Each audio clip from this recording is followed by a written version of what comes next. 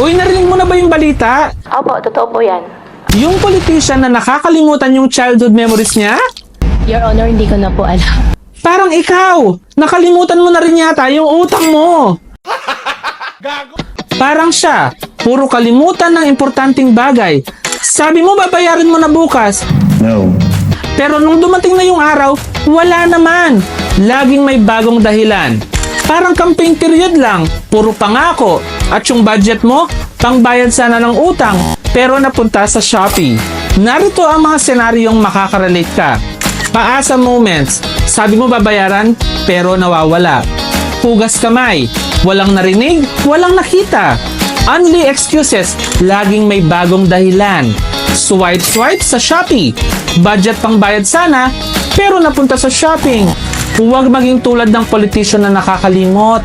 Laging isipin ang mga responsibilidad